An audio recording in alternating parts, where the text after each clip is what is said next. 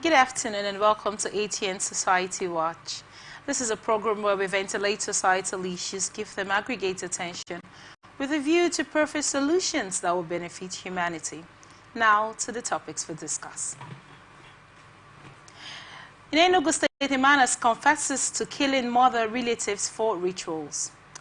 In Ebonyi State, governor uncovers sabotage by health ministry workers.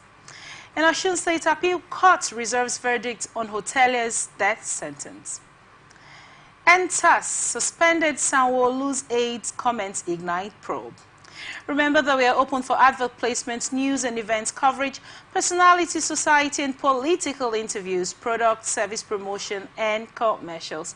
You can connect with us on all our ATN socials on Facebook and on YouTube, Atlantic Television Network on Instagram and TikTok. We're on Atlantic TV Network 1. On Twitter, we're on Atlantic TV Net. Watch us live on our website, www.atlanticnetwork.tv. We'll go on a short break, and when we get back, I'm going to introduce my amazing guests to you. Please stay with us.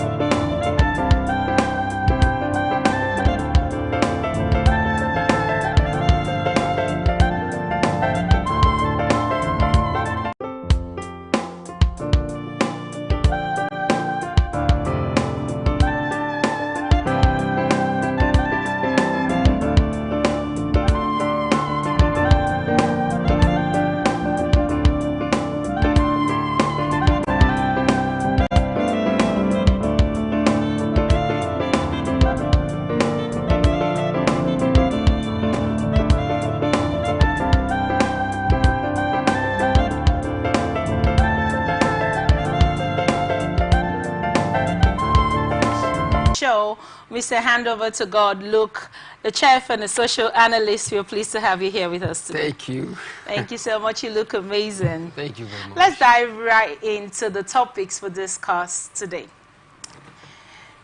Residents of Ameze in Isuka local government area in Enugu State are grappling with a chilling tragedy after a man identified only as Anache Buchara allegedly confessed to poisoning his mother, grandmother, sister, and her child for a money ritual.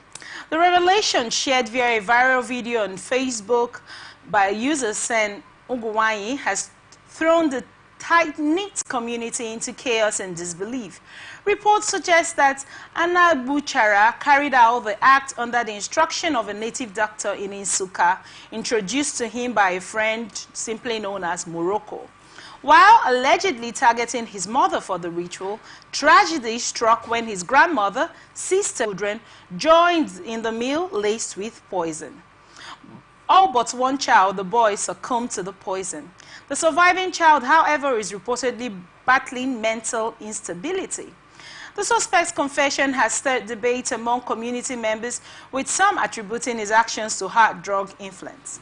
A disturbing video shows him being interrogated and paraded by his kinsmen, who also forced him to kneel at his mother's gravesite and beg for forgiveness. The native doctor allegedly involved in the ritual preparation has also been arrested alongside the suspect, who is now in police custody. The incident underscores the pervasive dangers of ritual practices and drug abuse, leaving a community devastated, questioning how such heinous acts could unfold in their midst. Mr. Luke, this is a rather sad and disturbing story. You know, in recent times, we've had the rise to people going into rituals, selfish interests, money rituals. You see,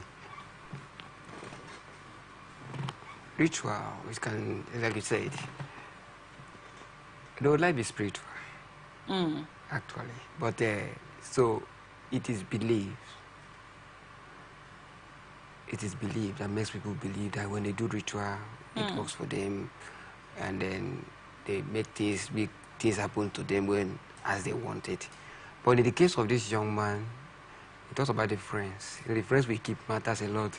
You're right. And then the man called Morocco, the kind of influence he has on him, telling him that this is what you can do to help yourself, and unknown to him that those things, like he wants to make money.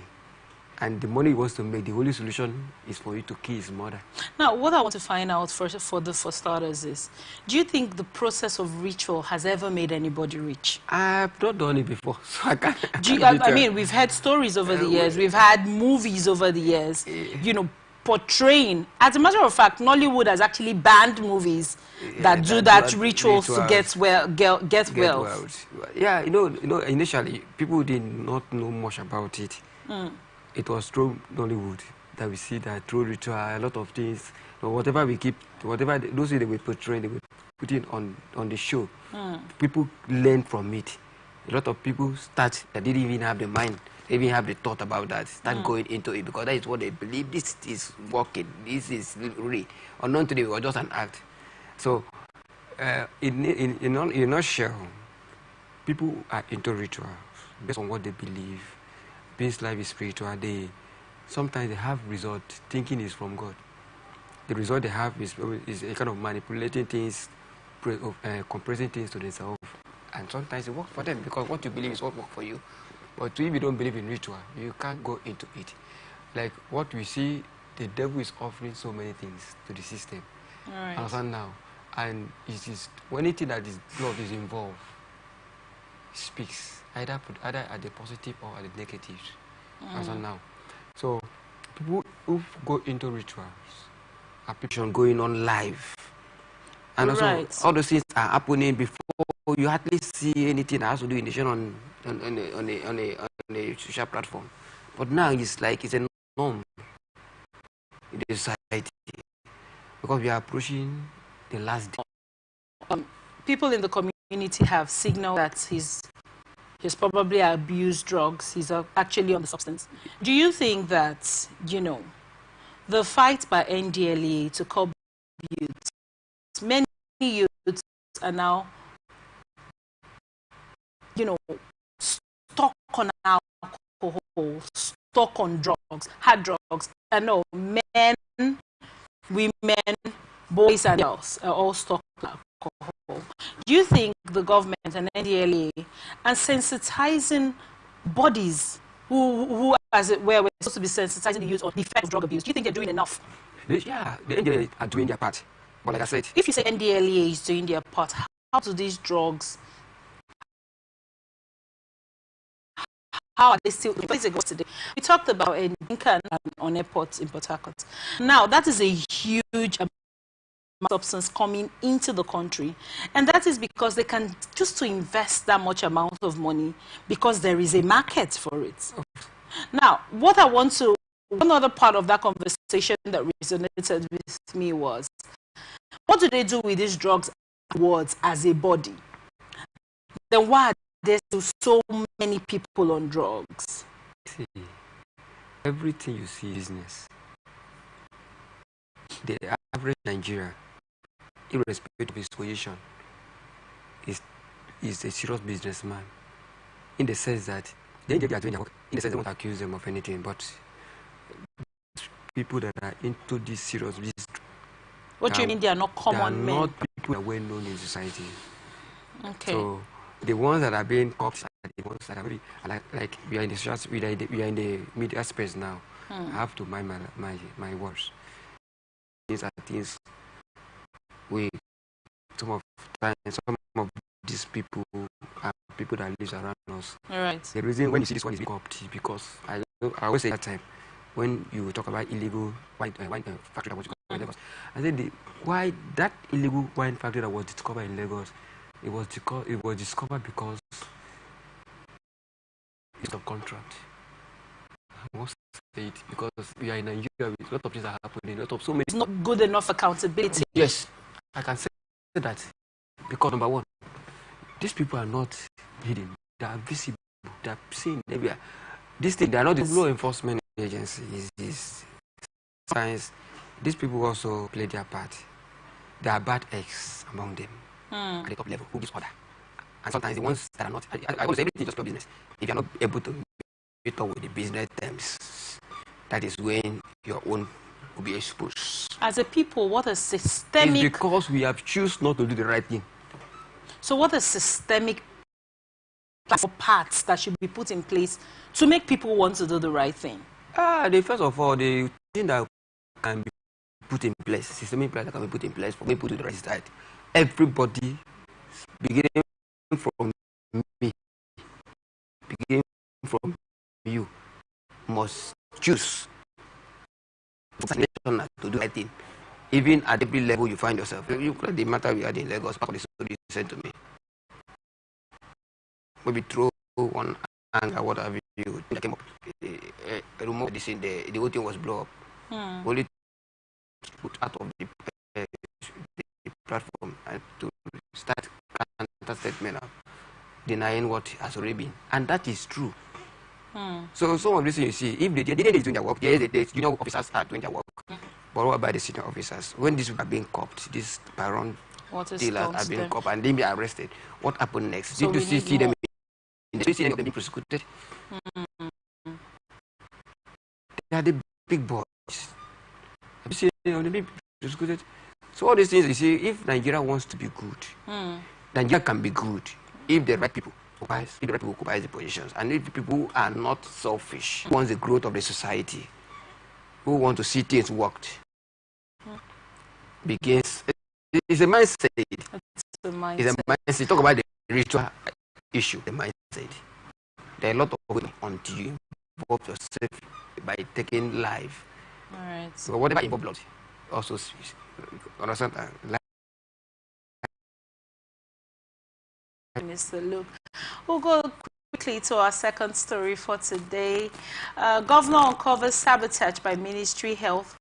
The Ebonyi State Governor, Chief Francis Ogbonna Mifru, has reported a shocking case of alleged sabotage in the state's health sector, sparkling public outrage and call for accountability. The governor, during a project inspection, Mr. Ndzi and 5 accomplices loading official materials, Ministry of Health, vital individuals' profits illegally. This is pure sabotage of our efforts to improve the health sector, Governor Mifru declared at the scene. While rural hospitals, they are being sold off. This will not be tolerated. The governor's decision resulting in handed over to the police has drawn mixed reactions. Some commend his visit, while others raise concerns about potential loopholes in the system that allow such acts to occur. Health experts and activists have weighed in, pointing out how the diversion of essential resources undermines the state's ability to deliver quality health care, particularly in undeserved areas. This incident also raises broader societal questions about accountability institutions. Please watch. Are you saying that today is the best day? It's not as if I wanted to go.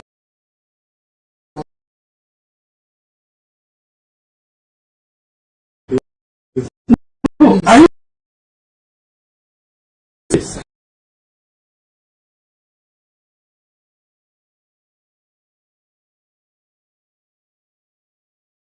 it's the first day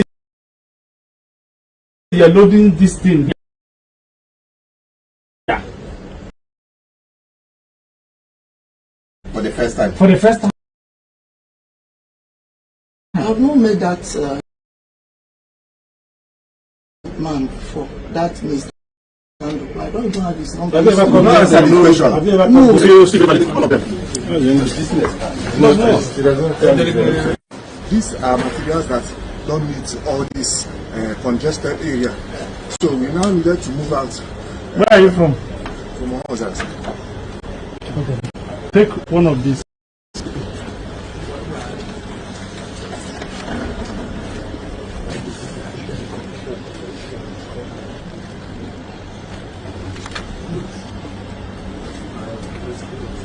Read it out. Star Health Management Information System Daily General Attendance Register. When did it expire? It's 2013 version. When did it expire? This one expired 2019. We have the 2019 version now. Where is it? In use. Where is It's it? with the NHMIS. The NHMIS have it. They arrest him.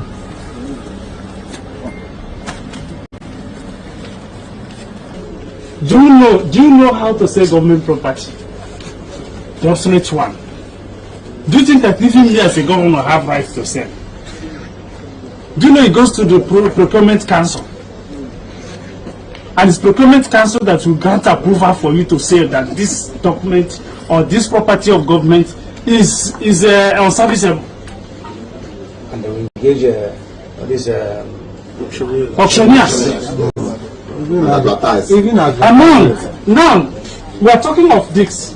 This is register for antenatal, daily antenatal register.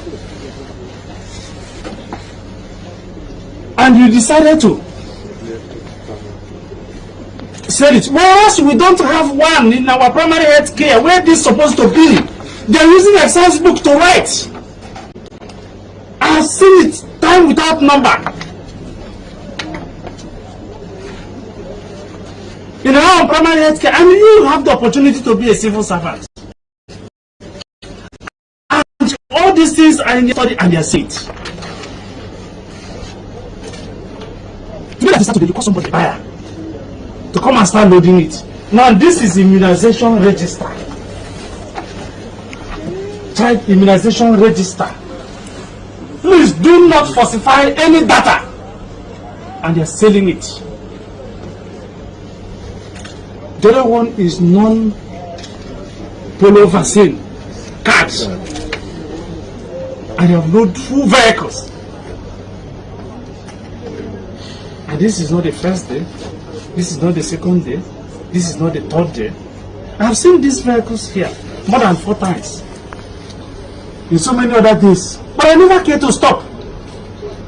I don't know the spirit that says we should turn today. And I say to my people, turn. For the first time, let me see what these vehicles are loading here.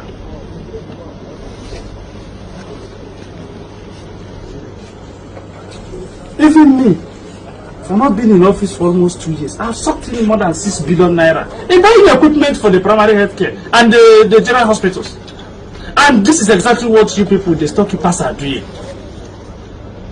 And the general public are shouting every day. Our health facilities are getting total moribund. It's totally dilapidated. We need health facilities. We need health facilities. We need equipment in our health facilities. Then look at what the people are doing to government.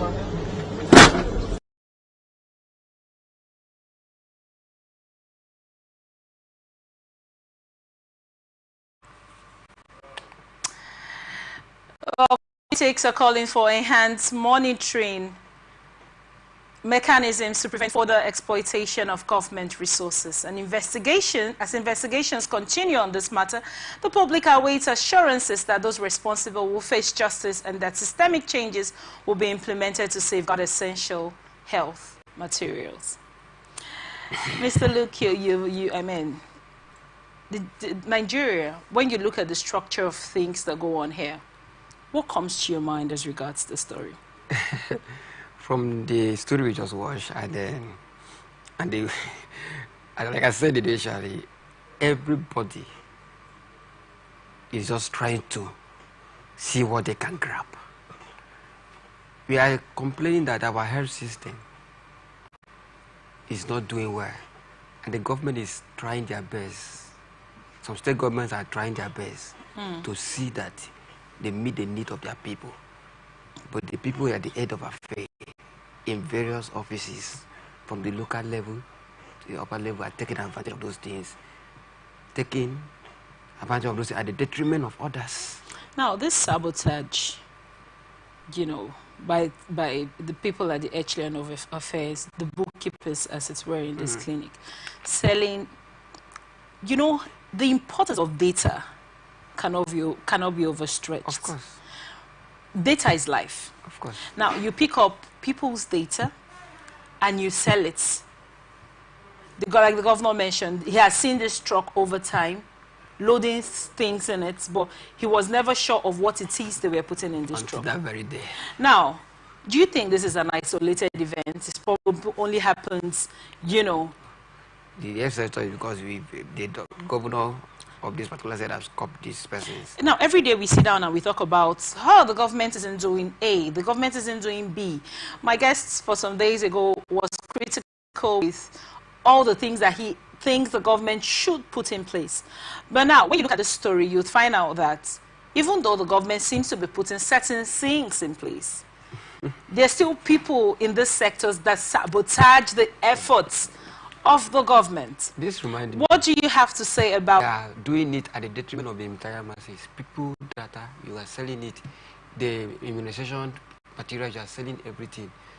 And then the government, people are complaining that, God, we need this at this particular center, but they are not getting it. Because the importance of, let me say, immunization materials, to reference, when someone loses their birth certificate, you can always go back. There are certain countries you want to go to, and you're taking a child, they ask, okay, where is their, their immunization card? Let me say someone's house got gutted in a fire. They need to go back to these hospitals to get this data, but it has been sold. I think at this point, since we found out, we discovered now that the entire people, everybody in the system are doing what pleases them, are not ready to do the right thing. Majority are not ready to do the right thing. So the thing government need to do now is to try to, these data are supposed to, this data now, the Nigeria need to step up. The Nigerian government need to step up. They should not be hard copy data. Data should be go into software. Right. Whereby anywhere you are, you can get it. Now this story now reminds me of, I have a friend of mine who is in one of the, which is right in university here currently. Is one of these government, is in head of one of the 8 in this government school, secondary school. Okay. And it was through him I understand that the government is actually doing their best. But the people, they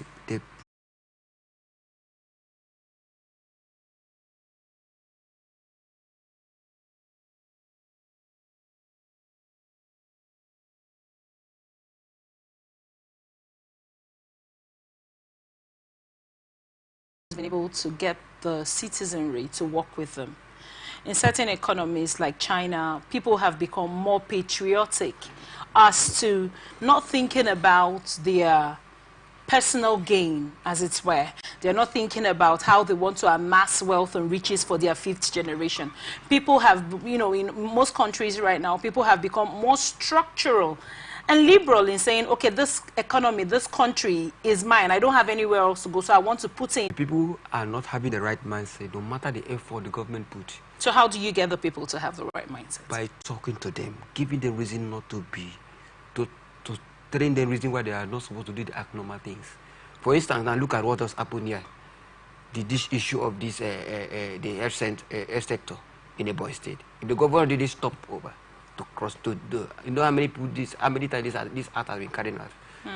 So if people like this, the people involved in this evil, if they fail to remind them where they are supposed to be reminded, others will not learn.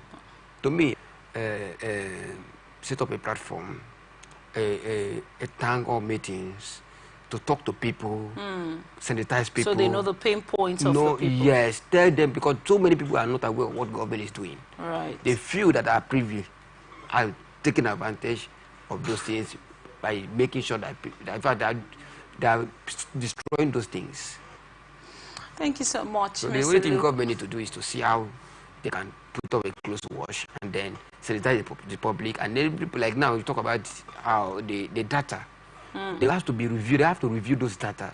Right. Each sectors have to be reviewing their, mostly the health sector.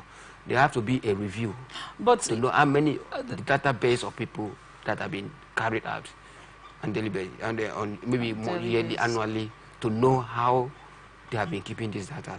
And this has to be, it has to be through software, not on the hard copy, because anything can happen. All right.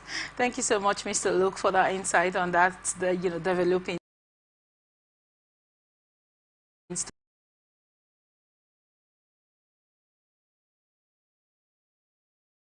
We hope for the best outcomes for appeal reserves verdict on hoteliers death sentence. Court of Appeal in Ondo State has resolved on the appeal filed by Ramon Adedoyin, owner of Hilton Hotels in Ile-Ife, Osun State, challenging his death sentence for the murder of Timothy Adeboke, a postgraduate student of Obafemi Awolowo University, Osun State High Court, in a case that sparked nationwide outrage. While 3 other staff members were acquitted, a receptionist received a 2-year prison sentence. The appeal heard on Tuesday before a panel led by Justice Sishin at a later date. Adedoyin's lawyer, Kehinde Eleja-San, argued that the trial court failed to establish a direct link between his client and the mother. He criticized the judgment for contradictions, particularly the directive that Adedoyin's estates fund Adegoke's children's education despite the sentence. Received a testimony that Adedoyin allegedly instructed staff to create alibis. Forensic findings, including blood stains in Adegoke's hotel room, were cited as evidence of foul play. Attorneys for the convicted staff argued for acquittal, claiming the autopsy was inconclusive. However, Falana maintained that the forensic evidence and attempts to conceal the death pointed to guilt.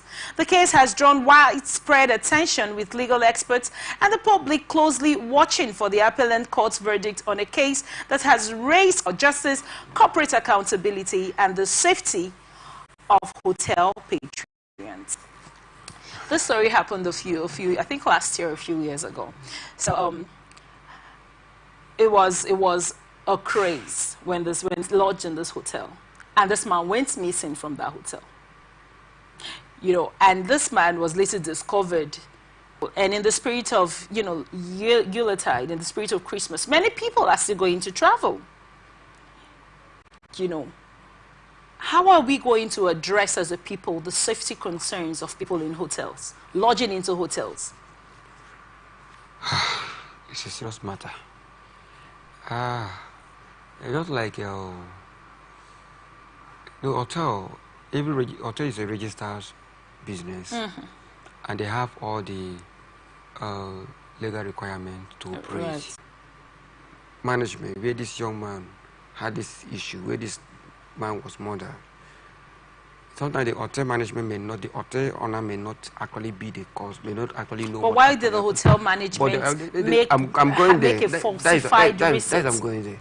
So they may not know the cause of his death, but the action they take when issue like that occur, what will have vindicated them to prove their innocency is that they call for security. They make call. In the real state of how this event happened, his wife did stress the fact that her husband had lodged in that hotel, and the hotel had denied. They denied, and that's what I'm saying. They denied because they think they were going to cover it up. They didn't know. Because if somebody dies in your hotel, it's a very serious offense. Because number one, that hotel will be shut down for proper investigation. And everybody that were in duty on that day where that event took place will be apprehended for and until their proper investigation has been carried out, nobody is free to be released. Now. So what plays out there is that what I can picture from that event that makes them take that action. Maybe they felt there will be no issue if whistleblower. Maybe at the end of it they were able to cover up everything.